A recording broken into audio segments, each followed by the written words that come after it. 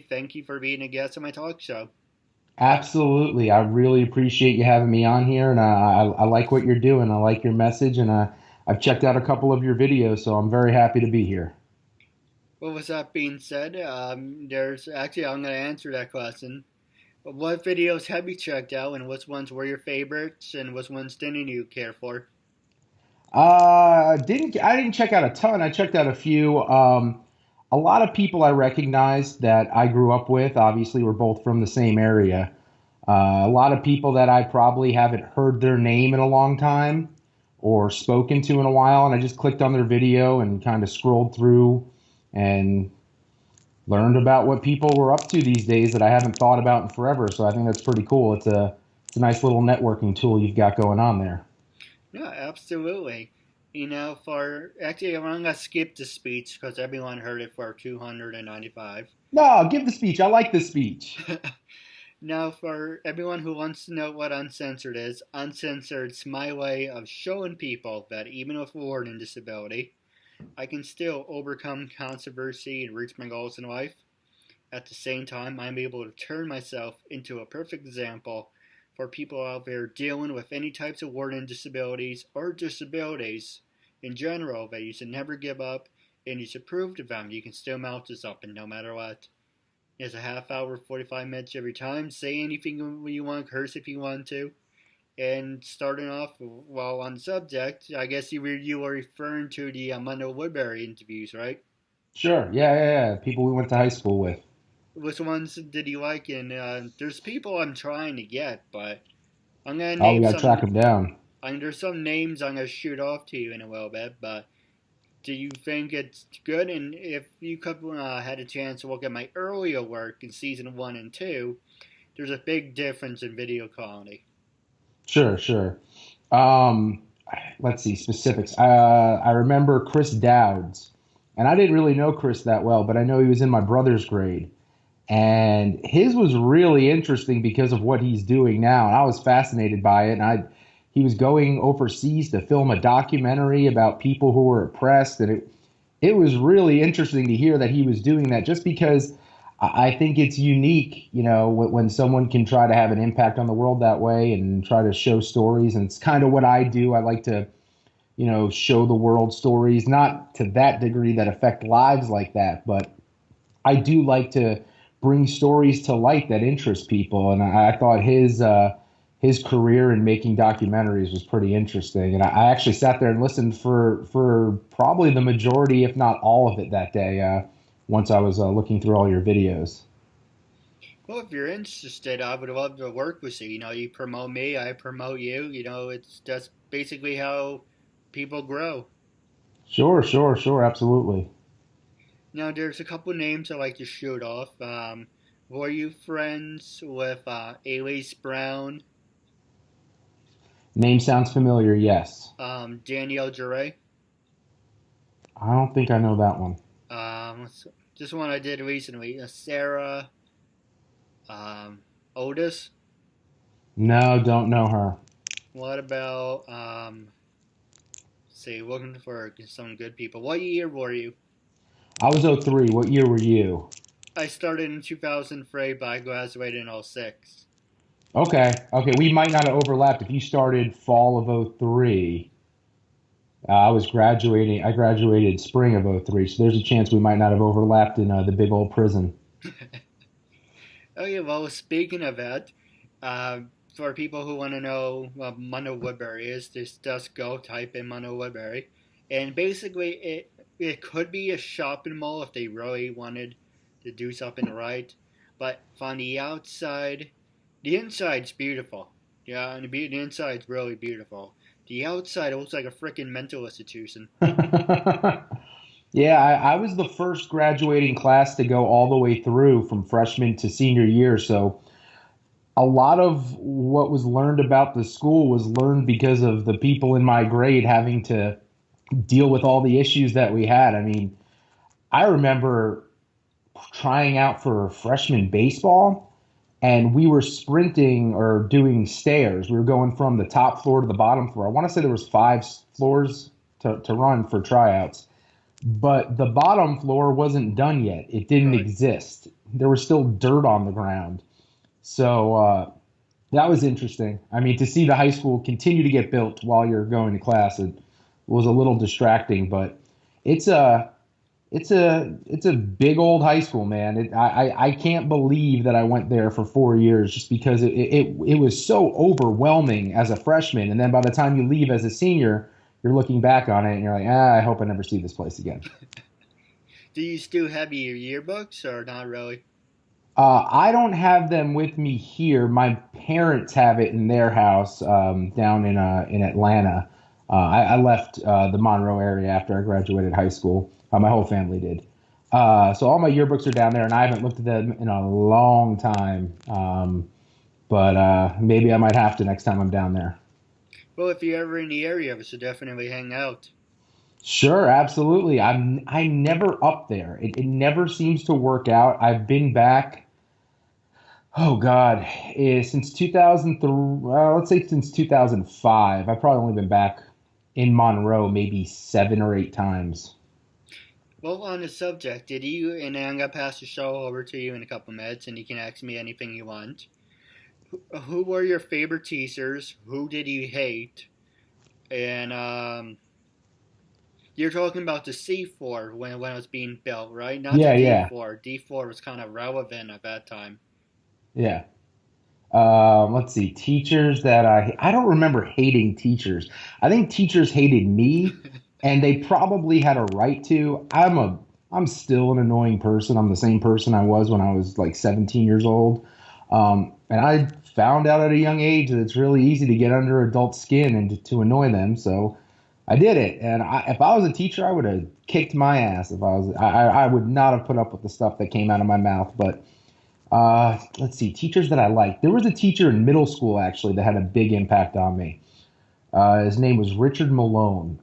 He was my English teacher, and the first time you met him, you thought there's no way you're going to make it through an entire school year sitting through his class. He was very prim and proper. He was very well put together. Shirt was always tucked in perfectly. Shirt, shoes, pants, everything matched. Not a hair was out of place. He was very precise in the way he moved and the way he talked. And he knew his craft, and his craft was the English language. And the truth was, I was writing at a subpar level in middle school when I got there. My skills in formulating essays just wasn't up to snuff, and for some reason they wouldn't let me into a remedial writing class.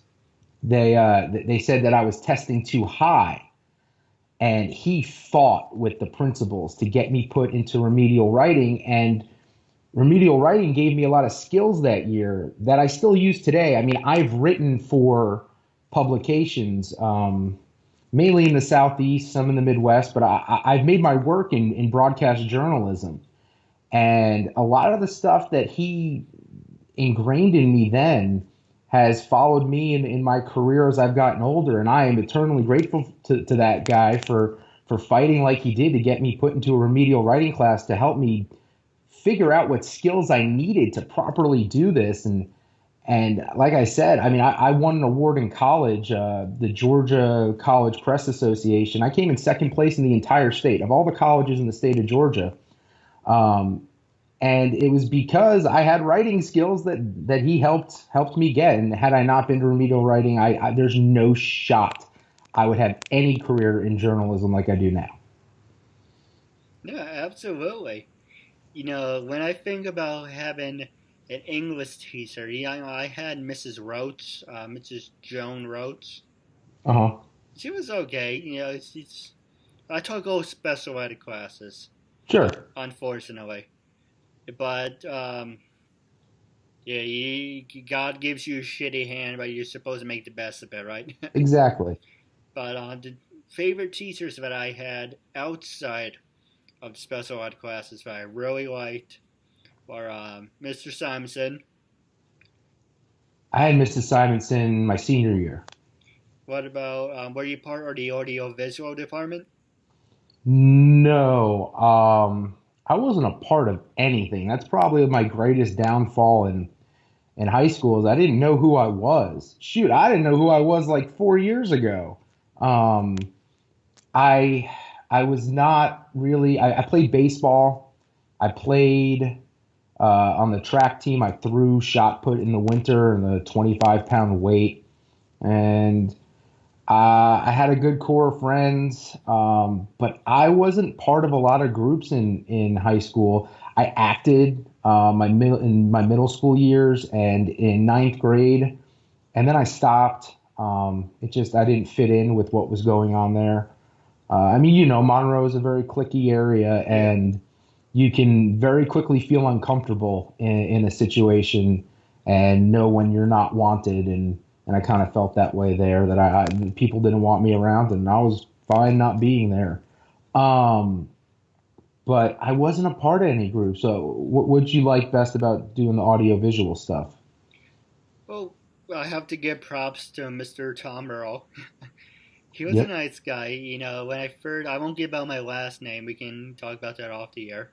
But when I got my high school badge, I said, "Oh God, not another blah blah blah." Hey, I had your whole family. And then I used to sit against the wall in my freshman year. I was a loner, but I did. If I hesitate, I apologize. No, you're good.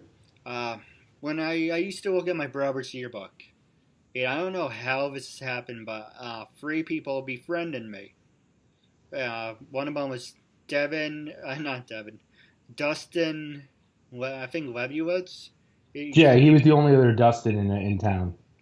And I always got confused for him. and the other one was named Kevin. I don't remember who he was, but those who always hung around. And the third one was Kathleen, the Gothic girl. It was a short hair, short black hair, Gothic. Yeah, I don't know if I know her. I think her last name is like Callahan or something. Like, That sounds familiar. and those three befriended me. I thought it was weird. I mean, they just came out of nowhere, but they Kat knew to my brother, but so did Kevin. But those three were my best friends. I heard from my brothers, and I still hear them today. 10 years later. Stop making friends with my friends. God damn it! I don't want to hear what you're doing. Keep your shit to yourself. Whatever you're doing is gonna blow back to me. I don't want anything. That's why I changed my name to Andrew, because it's Gotcha. like it's like I'm doing my own thing. We don't need your shit blowing into me. Stop talking to my friends. If I hear next time that someone says, "Hey, your brother interviewed me," I'm gonna shove your computer up your ass. You know what? Build your own brand. Soon enough, your brothers will want to switch their name to your name now. Right. So, how many brothers do you have? I'm the youngest. I have four brothers and one sister. Oh, man. What about yourself? I'm the oldest of three, but being the youngest of that many, man, they'd probably tortured you, huh? Yeah. I Sometimes, just know how I was. sometimes being the baby of the family is a good thing. Sometimes it's a pain in the ass, but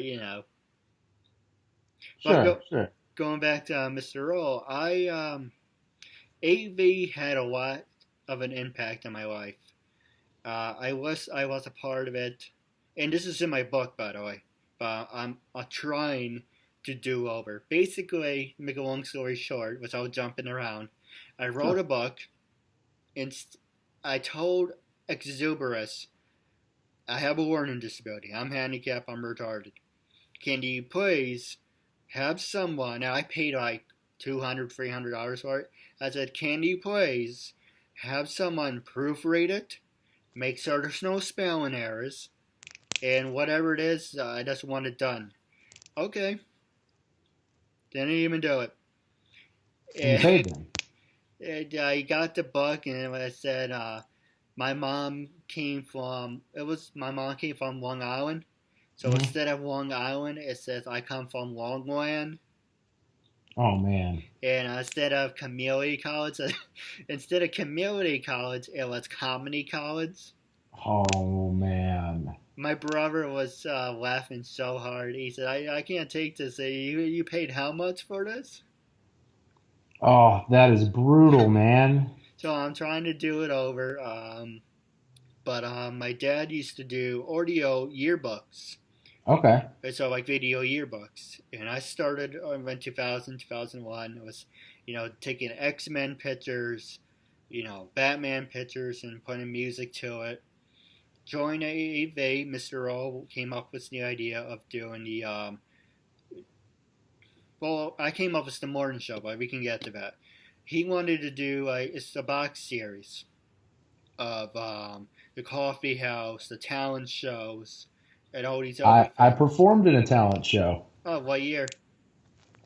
My senior year, 2003. They didn't have it. They had it my freshman year, and they had it my senior year. They didn't have it my sophomore and junior year. What were your acts?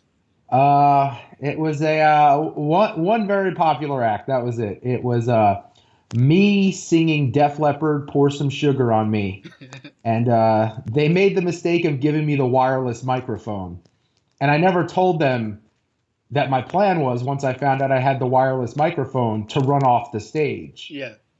So I ran off the stage, and they had to follow me with the spotlight, and I was singing in the crowd, and it was a good time. It was one of the more fun days of school for me. I enjoyed it, and to this day, that's the only song that I can sing and not sound terrible. I have no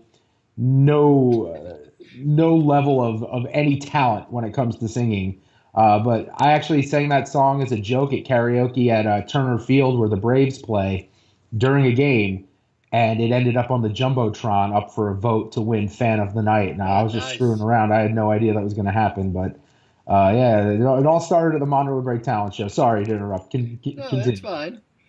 And I forgot about so he wanted to do a box series, and I basically came to become the guy with the camera stuck to me. Keith is here. Oh, please don't tell me. Oh, God damn it, he has the camera. Hi, Keith.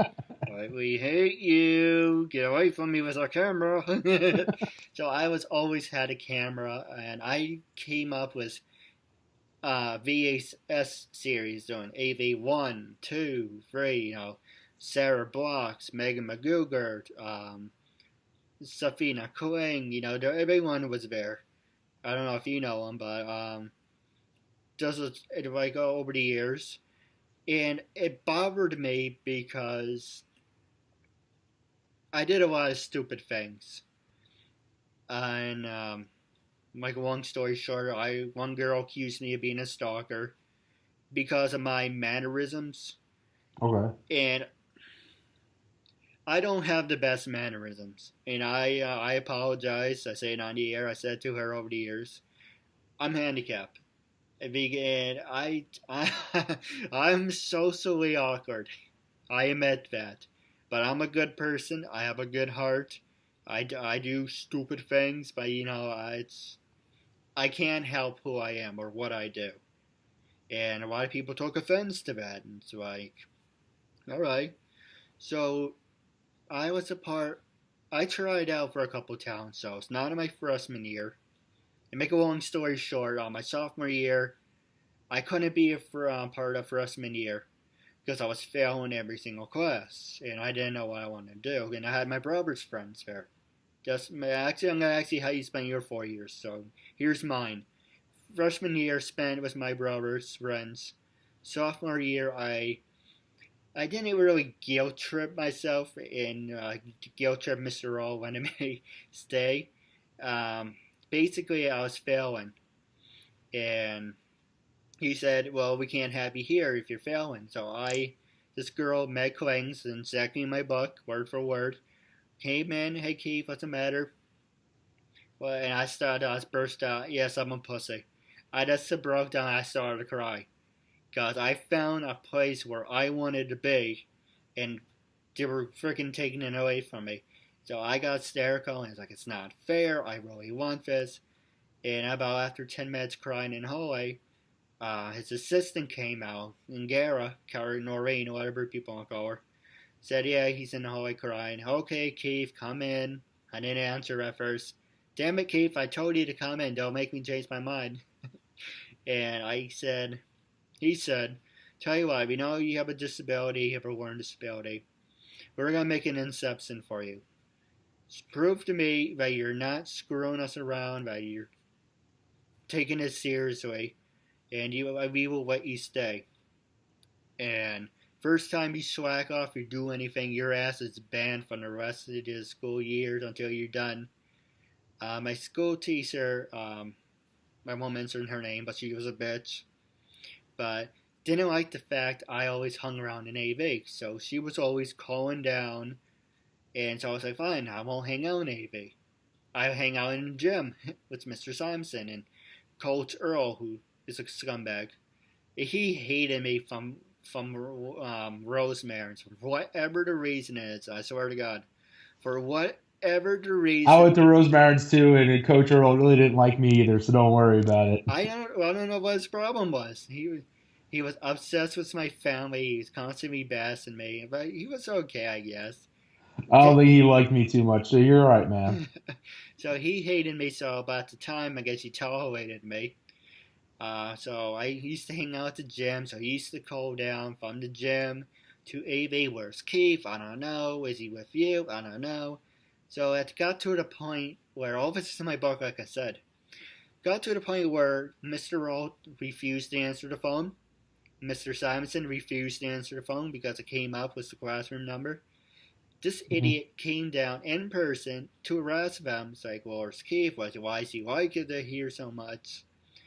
On the day she came in, and this is so true, the day she came in, Megan, Sarah, Meg, Safina, Danielle DeRay, I don't know if you were friends with Lara. She's a girl with the big poofy hair. No, I don't know her. Everyone was just sitting around, and she's like, why is everyone sitting around? She went to the school and said, do something about AV. They're turning into a big so-so club. Instead of taking the blame, she said, let's blame Keith. He's handicapped. No one likes him anyway, and he can't defend himself. So if anyone says why we're coming up with the new rules, it's Keith's fault. And so, yes, they blamed me for the new rules. 2005, I was hanging out with Andrew and Tony, and that's how I came up with my own show, the Keith and Andrew Show, the Keith and Tony Show, the Extreme Power Hour, the Keith Andrew Network, Keith Andrew Inc., and a lot of other things to get me started to where I am today. And that's fast forward with all the bullshit in freshman year, junior year, actually. And wrapping up, I don't mean to bitch to you, I apologize. You're good, man. You don't get it off your chest, man. That stuff stays inside. No, absolutely. My senior year, they came up with the idea of having Mr. Mundo Woodbury. Now, going back to my sophomore year, actually junior year, I tried out for the town show. And I was impersonating The Rock. Emo secrets and fine man. In sports, entertainment, The Rock. It come to Monroe Woodbury, like that. It was so bad because I was socially awkward. And I was having a panic attack at the same time. It was so bad. People made jokes about it. Hey, you're the guy who tried to do The Rock. You pulled this kid out of the ever. I had the weightlifting belt. Because I didn't have my championship belt. I was doing out of despair at the moment. But it was god awful. Tony and Andrew did the they did the Blues Brothers, Young Frankenstein, and whatever act. And the last one was Rangewald. And I was like, if no one's got to use the title, Mr. Mundo Woodbury, because John Cena had the WWE belt with Spence. So I had it, and if I realized if he turned the W upside down, it says M, so it's the MW Mundo Woodbury Championship. So I made a joke to Danielle DeRay saying, "Hey, the Mundo Woodbury Champions here. I spin the belt." I came out on stage, even though their sound was horrible, you couldn't hear what Tony was saying. I was like, "Oh, isn't that your cousin?" "Oh God, yes it is." I was called Uncle Offer, or that's something from Wayne's World, something stupid.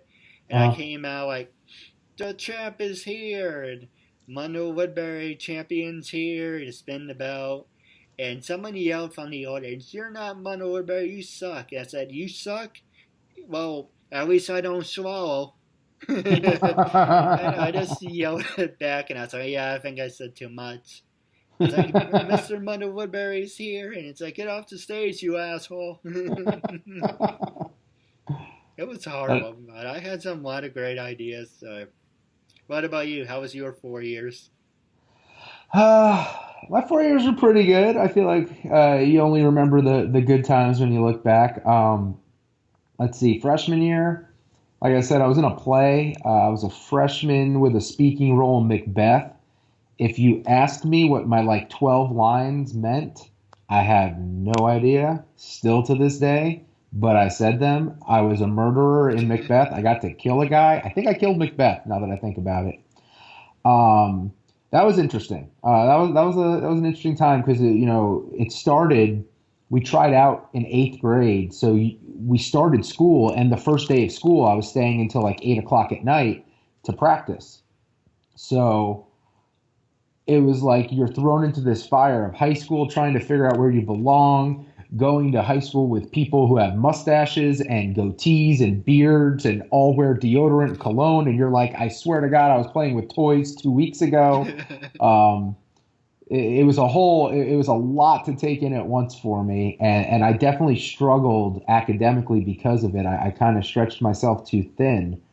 Um, with staying late doing the plays and getting by the time you got home at like 8:30, the last thing you want to do is look at your books and do some homework.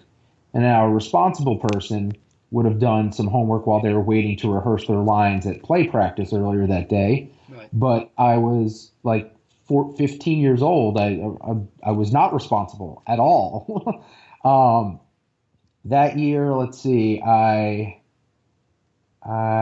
played baseball on the freshman baseball team. Did that later in the year. Sophomore year, I decided to start doing track and field.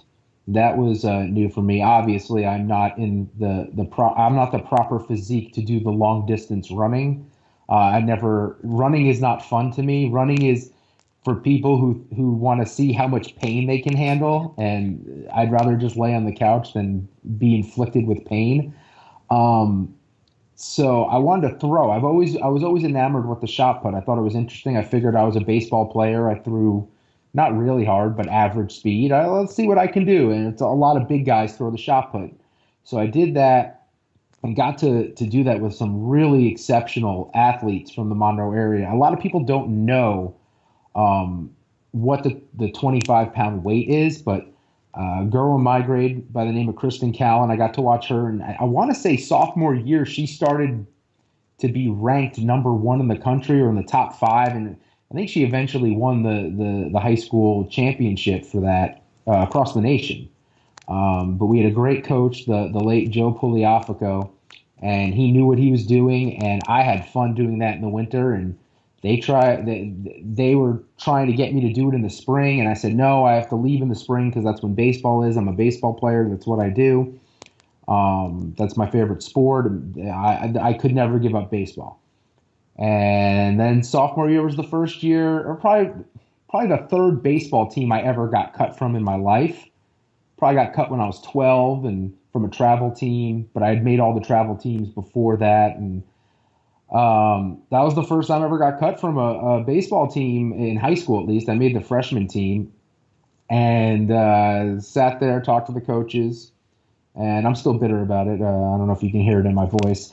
But sat down with the coaches. They said, look, you're one of the best hitters we have here. I mean, you can hit line drives into the gaps as well as anyone. You've got as much power as anyone. You make good enough contact, and you're a solid catcher. You're a solid first baseman. You're an okay third baseman. But we're going to go in a different direction. We're going to go with a more athletic route. And by athletic, they meant they didn't like fat people. Yeah. They wanted a skinny person, someone who looked the part.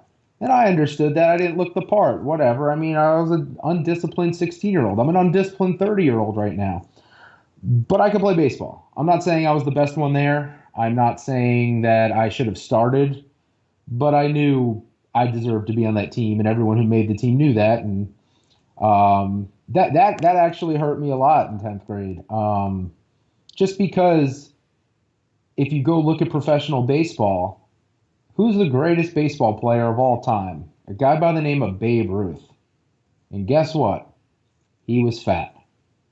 So to me, you can talk about wanting to have an athletic team, but baseball's not exactly the most athletic sport. It's not like we were playing basketball or lacrosse here. We were playing baseball.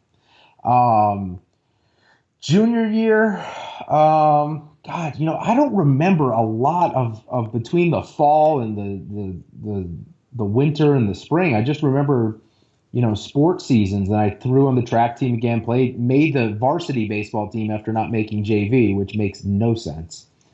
Rode the pine, got like 4 at-bats all year. All of them were pinch hits with like the game on the line or the game out of reach. It was one or the other.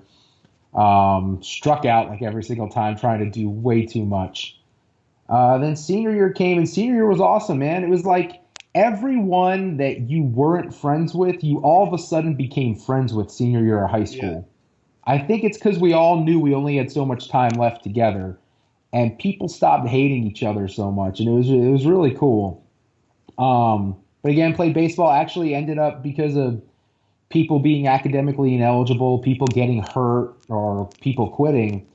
About halfway through my senior baseball year, I ended up becoming the starting DH, and I hit around 300. I don't think I hit 300. I think I hit right under 300. Hit a home run against Washingtonville, won about 400-something feet. Drove in a bunch of runs. We won a few games. We weren't very good. I don't think we expected to be. The athletic programs at Monroe as a whole, outside of probably football when I was there, were not very good. My grade actually probably set it back, like every sport back like 5 years. Like, we sucked. And I don't know why. I think it's because none of us wanted to play the sports we were good at. Like, I probably should have played football, but I loved baseball. And I really didn't want to play football because I was scared I was going to get harassed in the locker room by people older than me. But I think we had so many guys like on the baseball team who played baseball just because they were good at it, but they weren't passionate about it. They were either basketball players or football players or whatever, tennis players or whatever they were doing. They were better at other sports, but they wanted to play baseball just because they could. And there wasn't really a commitment to athletics while I was at Monroe. It was a little discouraging. We weren't very good when I was there in really anything.